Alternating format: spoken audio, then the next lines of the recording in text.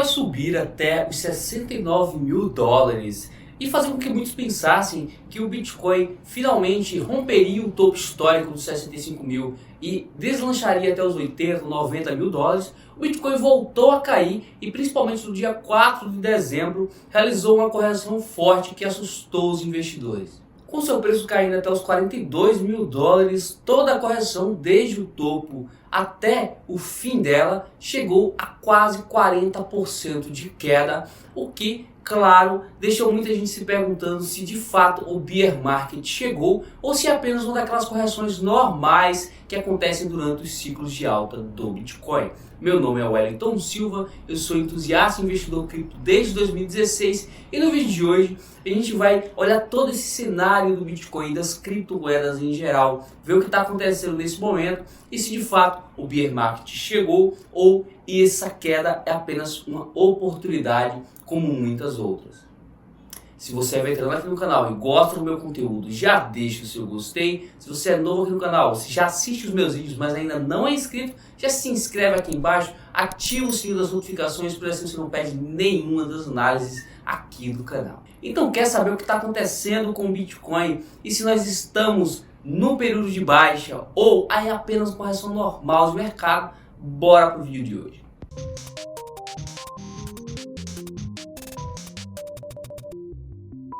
Prontinho, pessoal, cá estamos então no gráfico do Bitcoin e observa isso aqui. Nós tivemos uma queda do topo de 69 mil dólares até o último fundo lá nos 42 mil de 38,92%, quase 40% de queda. O que lá em 2017 foram quedas como essa foram muito comuns, aconteceram várias vezes antes do mercado fazer um novo pico e então finalmente atingir o seu ápice antes de um grande crash. Se a gente pega aqui o gráfico da Bitstamp, por exemplo, a gente consegue ver todos os dados de 2017, os dados atuais do Bitcoin, né? Inclusive aqui eu estou usando o software da Atani, que me permite olhar o gráfico de várias corretoras em um mesmo lugar, né? O gráfico da Kraken aqui, por exemplo, da Coinbase, tá? Eu consigo ver tudo isso, não só ver o gráfico, mas como negociar diretamente nessas corretoras, tudo em uma plataforma só. Então, em vez de ficar com várias abas abertas, com vários navegadores abertos, para negociar em várias corretoras ao mesmo tempo, você pode ter conta em várias corretoras e negociar em todas elas utilizando uma única plataforma, que é a Atani. Tá? Recomendo demais, link aqui na descrição para vocês darem uma olhadinha, vale muito a pena. Olha só, em 2017, pessoal, a gente teve muitos crashes como esse, muitas quedas como essa, tá? De 30%, 40%, algumas vezes 50%, e aí o mercado se recuperava e ia embora. Isso é muito comum no Bitcoin. 2013, se a gente for olhar aqui o gráfico mais antigo, a gente teve menos disso, tá? Teve algumas correções no caminho, mas teve menos disso. 2017 foi o ano em que de fato isso aconteceu bastante, né? A gente teve várias quedas fortes antes do mercado deslanchar até chegar no seu pico lá em dezembro de 2017, ok? Aqui em 2019 a gente teve algumas paradas no preço do Bitcoin, a gente teve aqui uma parada aqui e uma pequena correção aqui, mas não foi nada tão relevante como agora. 2020 a gente teve também correções como essa, tá? Algumas menores, algumas maiores, mas o preço sempre se recuperava após alguns dias aí, 2, 3 semanas para frente. Agora em 2021, final de 2021, nós estamos tendo esse mesmo tipo de correção. O mercado começou a engatar mais uma alta. Tá? Ele já vem nessa alta aqui desde daquele grande crash lá em março de 2020, onde o preço do Bitcoin caiu em mais de 50% em 2, 3 dias. Tá? E agora ele realizou uma grande correção aqui até a região dos 30, realizou o início de uma nova alta, corrigiu, mais uma alta, corrigiu. A gente está vivendo nada mais, nada menos do que um possível padrão de 2017 acontecendo, que são correções pontuais de 30%, 40%, que é normal desse criptoativo, para depois retomar o ciclo de alta. E por que eu digo que a gente está provavelmente em um momento como esse e não em um bear market e não em um grande ciclo de baixa, o inverno cripto, tá? Se a gente for olhar aqui no Bitcoin, olha o seguinte, a gente tem aqui linha de tendência de alta que em teoria era para ser seguida, ela acabou sendo rompida. Se o Bitcoin fizer um movimento de alta a partir de agora Depois, se fizer o movimento de baixa, a gente vai ter aqui caracterizado um pivô de baixa, um movimento de N invertido. Então o Bitcoin entraria em tendência de baixa no curto prazo, ou seja, ao longo dos próximos 2, 3, 4 meses o preço poderia muito bem ficar caindo, né, voltar aqui para os 30 mil dólares, para testar os 30 mil dólares. Se romper os 30 mil dólares, aí o suporte está aqui na casa dos 20 mil dólares. Depois dos 20 mil dólares, os 10 mil dólares. Mas antes disso acontecer, o preço poderia muito bem fazer esse movimento, né, de N invertido. Chegou nos 30 mil, não conseguiu romper e voltar a subir. Tá? A gente não sabe o que pode acontecer de fato caso o preço faça um N. Mas se fizer, isso quer dizer que entrou em tendência de baixa de curto prazo e você deve se preparar para isso. Como você se prepara para isso? Ou vendendo uma parte dos bitcoins pensando em recomprar mais barato, ou simplesmente ignorando a queda e pensando em comprar mais e mais bitcoins durante esse período de queda. São duas abordagens diferentes. O trader normalmente busca vender quando o mercado faz um movimento de reversão. Então o mercado veio aqui, fez esse movimento de correção depois de queda. O trader vai então, pensa vender nesse movimento de rompimento. Ok? Nesse movimento de rompimento ou nessa correção aqui apostando na queda. Eu particularmente prefiro hoje não vender nada, simplesmente segurar os bitcoins e ir comprando à medida que o preço vai caindo. Quando o preço voltar, eu vou estar muito bem porque eu comprei muito bitcoin na baixa. Okay? E é exatamente essa segunda estratégia de continuar comprando, continuar acumulando, que grandes players, grandes carteiras de criptomoedas estão fazendo. Enquanto as sardinhas, os pequenos investidores, os novatos estão vendendo bitcoin, os grandes estão acumulando. E eu vou mostrar isso para vocês na prática com dados. Se liga nisso aqui. Então aqui, pessoal, estou usando a plataforma da Glassnode, tá? Uma plataforma de dados on-chain, onde a gente consegue ver os dados direto na blockchain do Bitcoin. E aqui a gente consegue ter acesso a alguns dados muito importantes. Olha só, as carteiras com mais de 10 mil Bitcoins começaram a cair ali por volta de novembro de 2020. Então, em novembro de 2020, esses grandes investidores começaram a vender Bitcoins ou migrar os seus bitcoins para carteiras menores, distribuindo seus bitcoins. Tá? Aqui, por volta de maio de 2021, eles continuaram caindo, tá? As carteiras continuaram caindo, mas já estava um pouco mais lenta essa queda. Talvez eles já estavam pensando aqui em voltar a comprar bitcoins. Okay? Aqui, em outubro de 2021, essas carteiras com mais de 10 mil bitcoins começaram a dar um grande salto. Começaram a subir fortemente, como a gente pode ver aqui, ó, uma grande alta. Depois tiveram uma pequena quedinha aqui e voltaram a subir nessa queda exata do Bitcoin agora. Então, os grandes players voltaram a comprar e acumular cada vez mais Bitcoins, enquanto as sardinhas estão vendendo. Carteiras com mais de 1000 Bitcoins pararam de vender, né? Eles começaram a vender bastante aqui, ó, despejar Bitcoins entre a região de fevereiro de 2021 até aqui a região de maio. E depois eles pararam de vender tanto, né? Nem estão comprando muito, nem estão vendendo muito. Estão esperando, tá? Enquanto os grandes mesmo estão acumulando bitcoins. Quando a gente olha aqui a relação de lucros, tá? Aqui, relação de lucros versus prejuízos realizados, ou seja, bitcoins que foram vendidos e bitcoins que foram vendidos com lucro. Então tem gente que vende bitcoin com prejuízo, tem gente que vende bitcoin com lucro. Essa relação de venda com lucro e venda com prejuízo acaba gerando esse gráfico aqui pra gente, um vezes o outro. Então, quando a gente tem muita gente lucrando, vendendo com lucro e pouca gente vendendo com prejuízo, a gente tem essas barras verdes. Quando a gente tem muita gente vendendo com prejuízo e pouca gente vendendo com lucro, a gente tem as barras vermelhas. Normalmente, quando a gente tem as barras verdes, quer dizer que a gente está em um momento de certa euforia no mercado, muita gente lucrando, quase ninguém perdendo, e isso costuma ser um sinal de início de um topo, tá? Seja um topo de curto prazo, um topo de longo prazo.